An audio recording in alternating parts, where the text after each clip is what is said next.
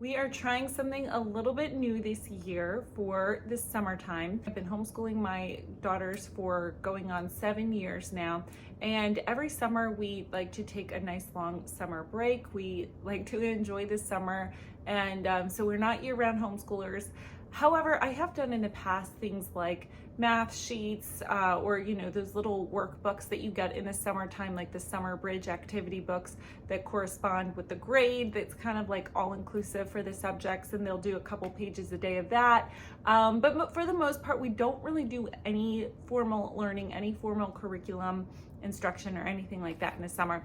If you're interested actually in seeing why I'm not a year-round homeschooler, I have a video that I can link below, and just for something to think about if you're kind of on the fence of what you want to do. But this year, with my daughter going into 7th grade, my oldest daughter is going into 7th grade, it kind of really hit me, oh my goodness, I've been homeschooling her since 1st grade, so that's 6 years already, and then she only has 6 more years, so we're halfway through with her schooling, and just how fast it's gone. And so I'm like, the summer it's a whole opportunity for 3 full months of, there's so much that we could still learn within those months. And so while we're not going to be doing a whole, we're not going to still be doing a whole curriculum, I thought we would try for the first time incorporating like a summer morning basket. So an hour a day, hour and a half a day, something like that, depending on the day. They're going into 3rd, 5th, and 7th. So they're right there in those middle grades. And so if you have younger kids, maybe, it might be best to do something like 20 or 30 minutes. But for my crew, they can handle an hour, hour and a half in the morning. And then they have the rest of the day to play and have their summer and enjoy that and relax. So I'm gonna share a couple things that we're going to be doing this summer. And if it goes well, I think we might incorporate it for the next summers coming up. I want to do Bible, make sure we do Bible. So I have a couple resources that I want to be using for that. The first one I have is Cold Case Christianity for Kids, Investigate Jesus with a Real Life Detective. This is written by J. Warner Wallace. He was an atheist, but also a detective, and he went out to kind of prove why Christianity is wrong and not real, and he ended up becoming converted in the process. So there isn't a regular adult version of this, but we're getting the kid version, and it's just going to go through and kind of as a detective would, and kind of look at it case by case. And so we'll kind of go over that in the summertime. My girls are really excited about that because they are asking really good questions now, and it's more than like, how did Noah get all his animals on the ark? It's more like just showing some of the inside. It's more deep existential philosophical questions already at this age. I'm like, oh my goodness. Okay, so when I told them, there's actual evidence of the Bible, and there's evidence for God and Christianity, that's actual scientific and historical and archaeological, they had no idea, and so they were excited. So this is one thing that we're going to be doing, just to kind of get their feet wet and see see evidence for the Bible on their level.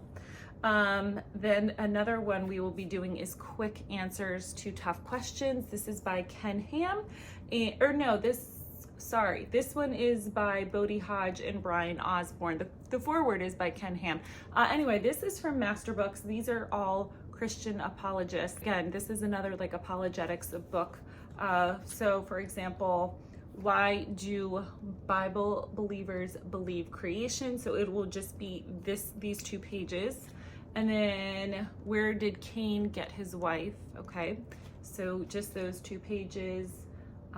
Let's see what else. Science versus the Bible. So it's gonna have, I think, 30 questions or something like that.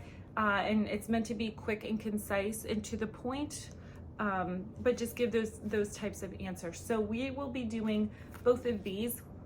Now, you'll see a lot of homeschool parents and say, we like to loop things, which means they'll have 5 different sources, and one day we'll read this, and then the next day we'll read this, and then the next day we'll read this. But I have found that when I do that, my children tend to prefer one one source over the other. So we know when it's time to do the other source, you know, like let's say they like this one better, then it's like they complain about this one, or only one kid likes this one and the other kid. So I'm not doing that. What I do is just, we're going to read through this all, and then when we finish this, we're going to do all of this. Now, and then the other one I have is around the world. This is letters from children across the nations. So this one will be kind of more for like my younger daughter who's in 3rd grade. And it is, I'm trying to vary like what the levels are for my, for Bible, mostly for Bible, because I don't want everything to be on the level of my 7th grader, and then my poor 3rd grader just gets left out. But I also don't want to keep everything at a 3rd grade level. So I'm trying to vary it, and so that way everybody gets everybody gets exposure to something that's kind of more on their level. This is from Saudi Arabia, Egypt, Afghanistan. So it's just, this was from the Daily Grace Co. It's just, again, as the name implies, letters from children around the world. So this is a Bible resource too. And then I want an actual Bible study for them. So I don't know what I'm actually gonna go with just yet. I was looking at Not Consumed. They had a sale recently. I don't know, a lot of people, you'll see a lot of homeschool moms share Not Consumed. I have a couple from the Daily Grace Co. Some of their devotional Bible studies are really good. So I'm not sure which way I'll go, but I just want to make sure that like we're actually studying scripture and that we are, you know, reading from the Bible and directly applying it to our lives. And, you know, I prefer something where they have to write down the answers, because I feel like it makes you think just a little bit harder.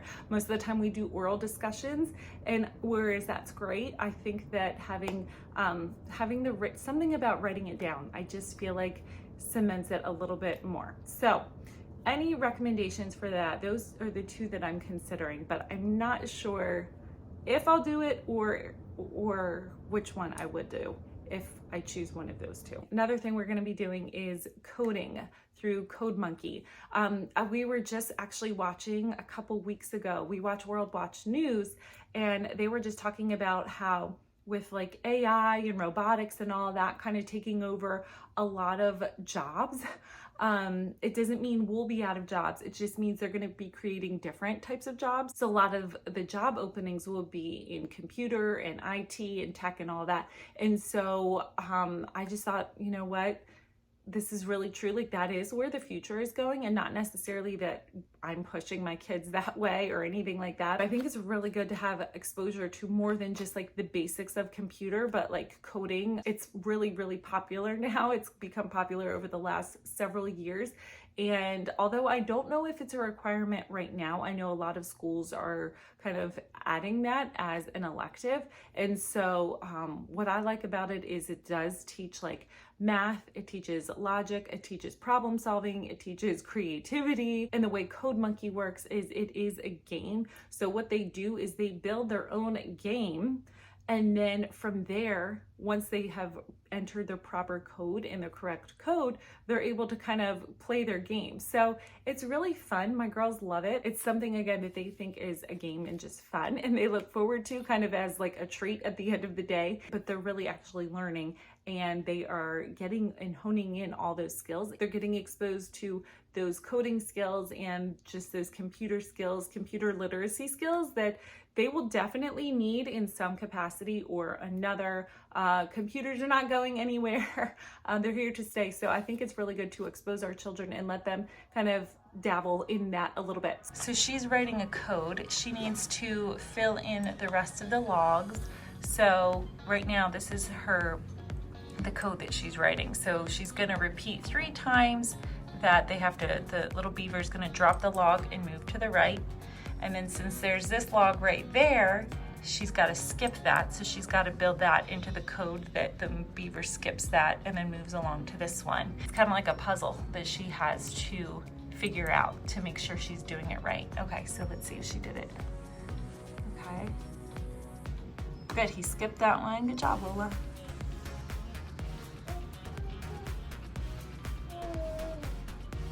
Nice. So you rode the coat. She did that on the first try. Oops, you went too far. Just kidding. Okay, so she's got to go back. She can get a hint, and then she's got to go back and finish what they have to do, what the beaver has to do. Okay, she got a hint. Let's see if it works. So it's going through all the steps here.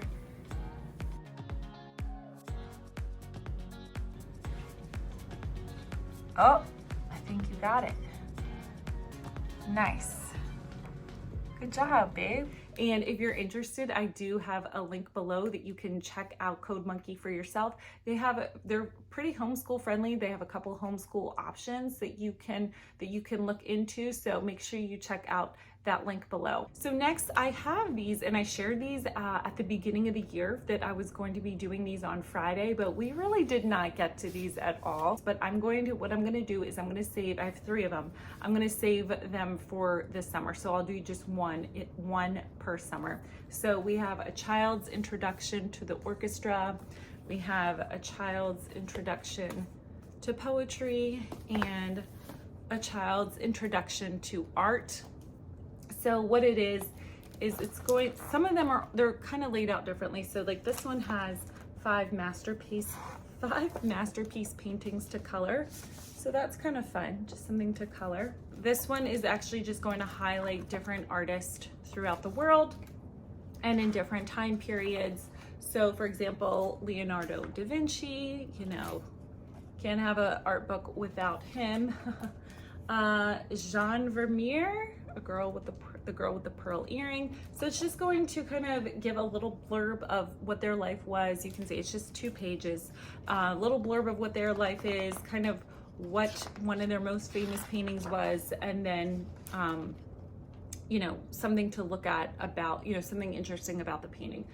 Let's talk color. So it'll add in a couple of these things as well. You guys, a lot of these names I can't pronounce, so I'm like Edvard Munch, I don't know. They're all foreign, so I cannot pronounce it here. Pablo Picasso, I got that one. So I think you get the idea. So it's just going to be highlighting different artists, and then we have a child's introduction to poetry. I think I might do this one because if I give them the option, all 3 of them are going to choose one, you know, something. They're all going to choose different ones, and then they're going to be upset if theirs wasn't chosen, and they're not going to be into it. So I think I'm just going to make the executive decision and choose one of these. I'm not sure which one. So this one's just going to go through different types of poetry, and then it's going to do different poets. It's going to highlight different poets. So William Shakespeare, John Milton. So, and then like I said at the beginning, it's going to have different types of poetry. So like nursery rhymes, and then limericks and free verse and all of that. So that will be one. And then the last one is a child's introduction to the orchestra. This one is, you can go on their website, and I think this was before QR codes. You could just go on their website and you can listen to the orchestra piece that they are referring to, which I thought was pretty cool. So they're going to be talking about different composers. So Beethoven, again, these are all just 2-page spreads. So it's really, you know, you're not going into a whole lot of detail. And then they're going to talk about the different eras. So like the Romantic era, the Baroque era. And then at the end, they're going to highlight different instruments. So we have the trombone, the tuba, a couple of these I'd never heard of. They're going to go through and talk about all the percussion instruments. So like I said, just going to choose one of those to focus on in the summer. And then we did not quite finish our science this year. I will do a full end of the year review, and then I'll go further into detail about that if you're interested. If not, that's fine. But we are doing Health in the Human Mind. This is from The Good and the Beautiful. So this is the course book with all the lessons. There's like 14 lessons or so in here. We have a couple left. Maybe like 10 lessons left or something like that. And then here are the journals that correspond with that. So we'll just kind of take our time and finish this. And then we also might, I don't know if we'll do another unit from The Good and the Beautiful all together. I have a couple that are new that we don't have, that are brand new. I was going to save them for next year, but I might I might do them in the summer because we may or may not be doing a co-op next year with science. So I'll divulge more in a later video when everything is confirmed. But so we're going to be doing some sort of light science. I'm not going to be like hitting it hard and heavy. Maybe we'll do half a lesson or something like that at a time, and then maybe just read some science picture books. Nothing extreme, just keeping it light. And then we'll also be doing, and again, I will talk more on this in my end of the year review that I give for all of our group subjects. So if you want to know like kind of where we're at and how I kind of stopped, and I'll talk all about that in the details of that video. But we are not quite finished with this. This is early American history. This is from Beautiful Feet Books. We are almost finished with this. This goes all the way from early America to the end of the Civil War. And so we will finish this. We will have finished like kind of by the War of 1812 by the end of the year. And so this summer, during the summer, we're just going to read like pioneer times all the way up to the Civil War era. And then if we finish this, what I might do is go into our Sunlight History E, which is modern American history, and that picks up at the Civil War and goes all the way to current times. So that I'm just taking by, step by step. I'm playing it by ear. I am not really like, I don't have like this strict, difficult schedule that I'm trying to, this arduous schedule that I'm trying to adhere to or anything like that. I'm just kind of, we're going to read some of the readers. We're going to read some extra historical fiction chapter books, things like that.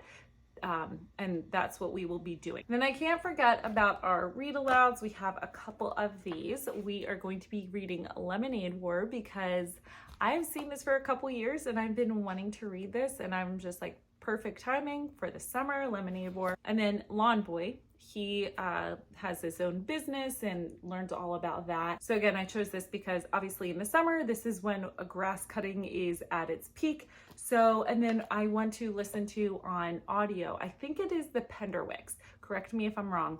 It's a summer book, Penderwicks, but we can listen to that one on audio.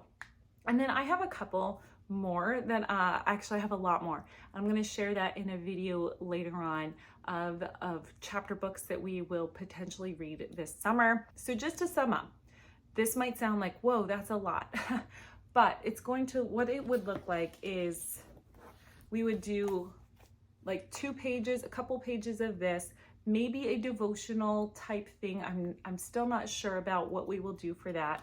We will read 2 pages of this orchestra book, potentially do maybe half a lesson, quarter of a lesson on this, just a couple minutes of this. We will be doing history fiction, picture books, and read alouds, which is fun. My girls all enjoy that. And then we will finish off with a reader. So again, I do not anticipate spending any more than an hour, hour and a half. And if that seems like a lot to you, because again, yours are littler, please, like, don't look at what I am doing and think that that's what you have to do, or don't look at what others are doing and think that you have to do that too. And if you're not, then you're not doing enough, or you're not good enough, or, hey, I was just going to enjoy my summer. Why now I feel like I need to do something too? Please don't feel that way. This is just, again, something that we have done, that we're trying. And I spent the first 6 years of homeschool not doing anything in the summer. So don't feel bad if you're not doing anything, or if you're like going full speed ahead and you are continuing throughout the summer, more power to you. That is not something that I have the capacity for. I need a summer break. So I think this is good middle ground. And morning time, we call it morning time, family subjects, whatever you want to call it, this time where we do all of this together. It's just a sweet time. Yes, there's interruptions. Yes, there's distractions. Yes, there's arguments and fighting, and we have to separate and all of that, just like everybody else. But it is still a really sweet time, and my girls all really love it. And we have grown a lot and have a lot of good discussion. So I don't want to lose that. I want to make sure that they are continuing that over the summer. So let me know what you think. What are you doing in the summer? Do you just continue with business as usual? Just continue schooling year round? Do you just do we gotta work on our math and language arts? Are you science? Are you electives? Somewhere in between, let me know, what does your summer look like? Thanks so much for watching, you guys. I appreciate it. Again, make sure you check out Code Monkey. I think your kids are really gonna like it, truly. Like, mine really do ask, like, hey, can I play Code Monkey? And they think it's fun. I have to tell them, okay, that's enough, you know, time to turn it off. So check that out. I will leave the link in the description, and so you can see for yourself, let your kids see for themselves. And thank you so much for watching. I really appreciate you being here. I hope you have a good one. Bye, guys.